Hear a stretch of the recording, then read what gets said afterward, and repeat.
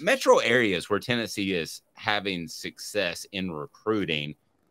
Let's go ahead and dive into that right now. You wanted to bring that up. And I was on a Nashville radio station this morning, and you don't think that Nashville is going to be a huge boost for Tennessee recruiting anytime soon, and that it's probably been a little bit overblown at this point. And funny enough, that discussion came up. I think if Tennessee continues to have success, like, for instance, my 18-year-old son, he doesn't know Tennessee as a successful program.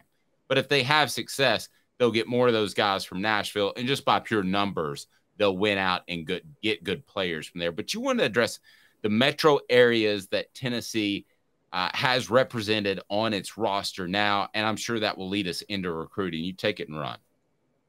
Yeah, so number 10, it's Charlotte. And funny enough, Raleigh-Durham just missed this metro area. But for people who don't know, Charlotte and Raleigh-Durham are not the same metro area in North Carolina.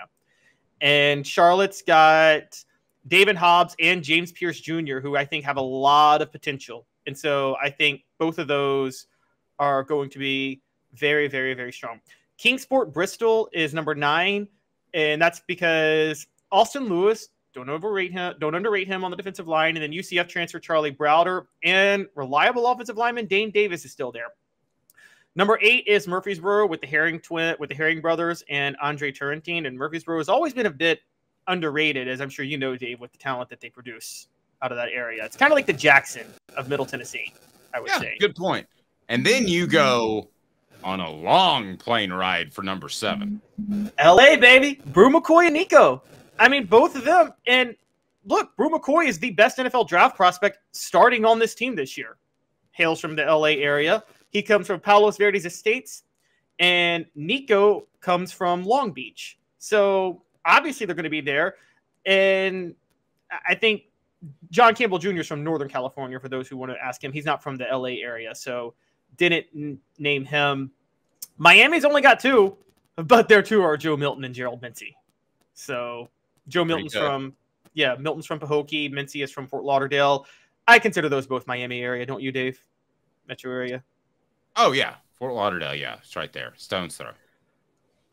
Birmingham, you got Squirrel White. Khalifa Keith is a power back. He's going to have an impact. And Ricky Gibson III could start at cornerback this year. So Alabama's largest city coming in. Now, I do have Nashville at number 4. But that's largely because of Arian Carter's commitment this past offseason. And also Elijah Simmons, who's actually from Memphis, but he transferred to Pearl Cone in Nashville before he committed.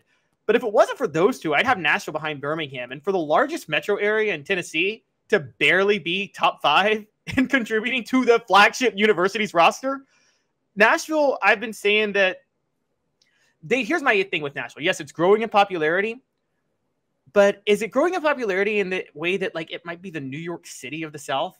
Like, it may be big in numbers, but not big in football talent. It's not really a Southern city culturally anymore.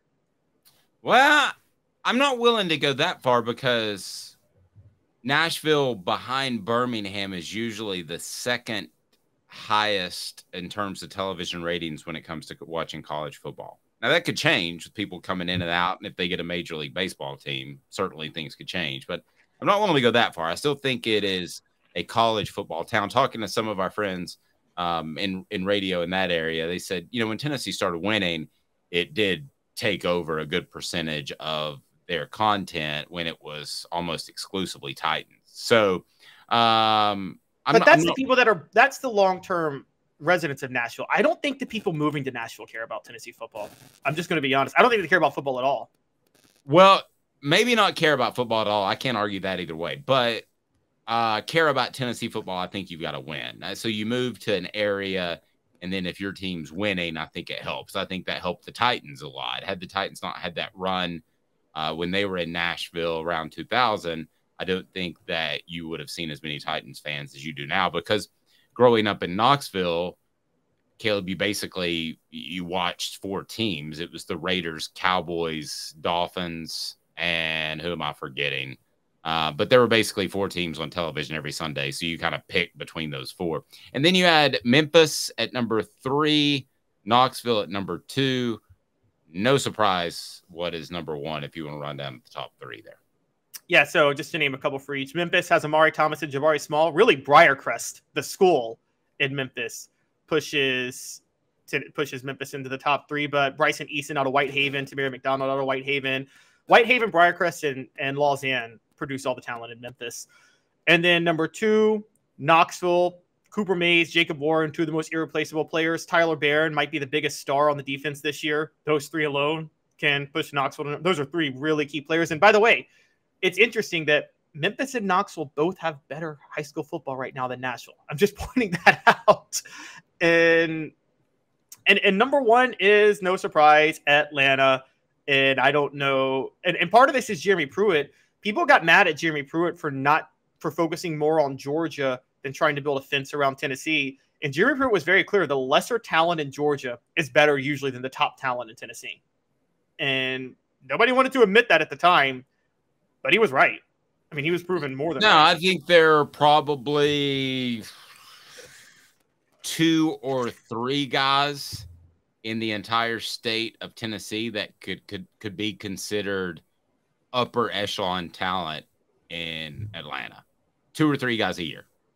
Yeah, I agree. That you would say could stand toe to toe, and I would take that dude from Nashville or that dude from Atlanta, and I feel good about either. I think there are 2 or 3 in the entire state of Tennessee that would stand toe to toe with the upper echelon of talent in the Atlanta area. I completely agree with that 100%.